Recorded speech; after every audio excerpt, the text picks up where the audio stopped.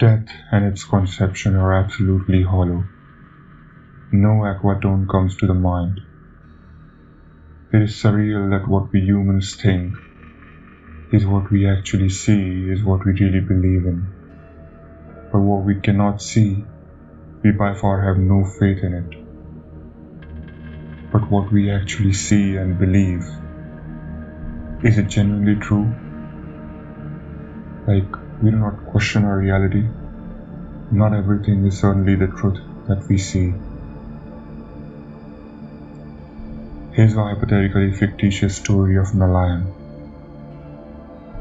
Melione was just another college girl who was living a not-so-normal life. She had this habit of writing down things on a daily basis. But what made her anomalous was her freakish behavior.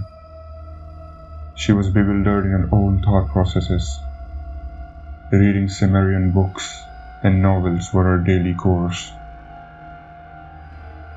Wistful chants, gloomy music, desolated sessions of self-talk and discovery were her regular doings. She would give some random imprudent reasons whenever her parents asked her about what did she do the entire day in her room, and they got no other options but to believe and assume that she might be doing some dance practices or whatsoever. Extremely unreal and absurd to perceive such thing by her parents.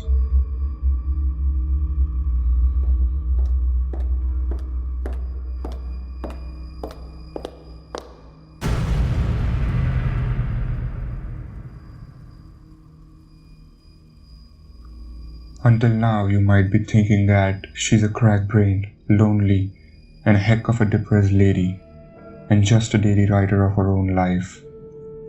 But this ain't the case at all.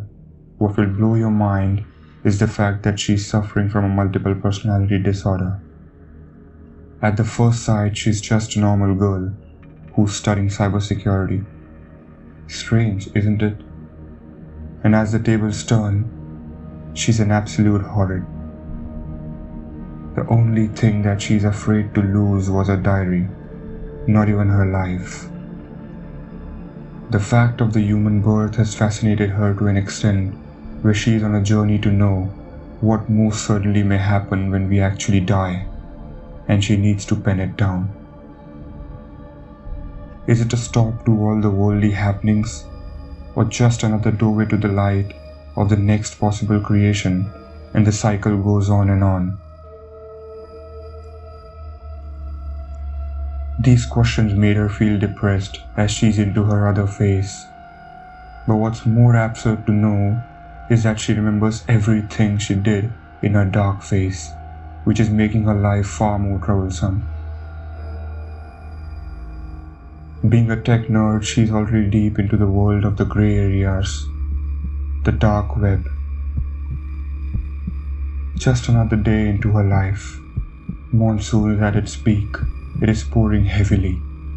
She's as usual on her purpose, and suddenly after hours of research on a website, something popped up.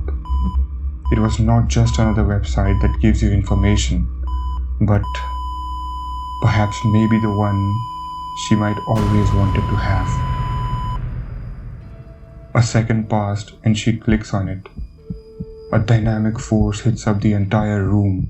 Every single molecule of the room was shivering as if it was an electric shock wave, as if their existence was lost forever. The reality was distorted for a minute, and there comes the name of the website scribbled on the screen. ThanatoPhobia myfoot.com.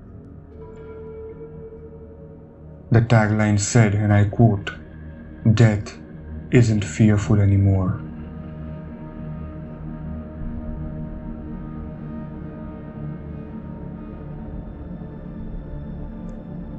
For a few minutes, even Melione was semi-conscious and had lost her conscience.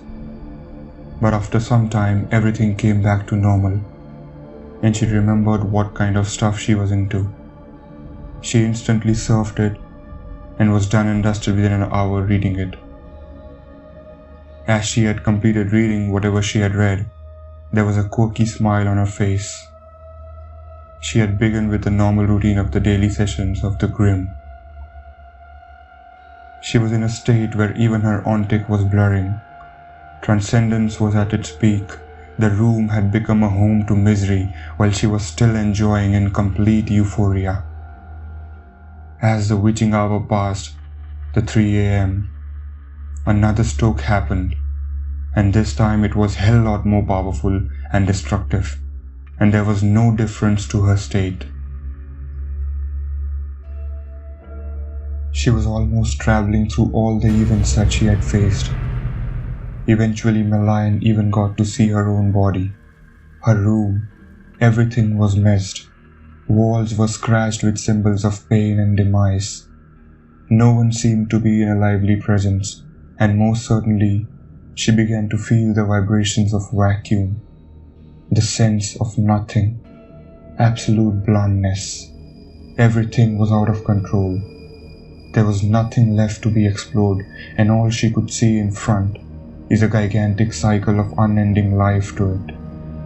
But what was more painful was the fact that after a few more minutes, again those chants of euthanasia began to echo in her ears, which we once used to enjoy and feel blissful. Suddenly the eternal rest was all she was enjoying, and a quick lightning passed through the room, and everything was vanished in quick succession. She became conscious, woke up all of a sudden and found absolutely nothing on the screen. No signs of whatsoever happened in that room the last night. She wrote her final experiences into the diary and closed it for the one final time, and left the home. Surprisingly, didn't took it with her, knowing that that's the most favorite thing, after which she never came back.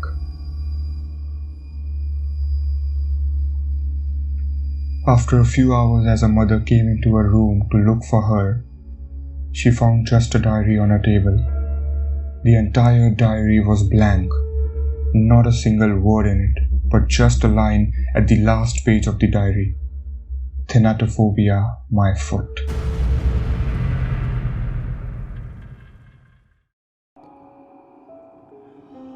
The story is left for your interpretation. Judge on your imagination of what might have happened after that, and share it with us in the comment section down below.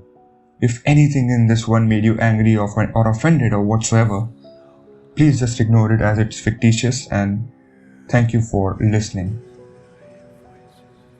Our interpretation. The code which was displayed was a cosmic entity, or maybe God too, who discovered her due to her eerie chantings and absurd rituals to make her experience this phenomena, and in return made her free from the misery of the cycle of human birth and death. Liberation. Thank you.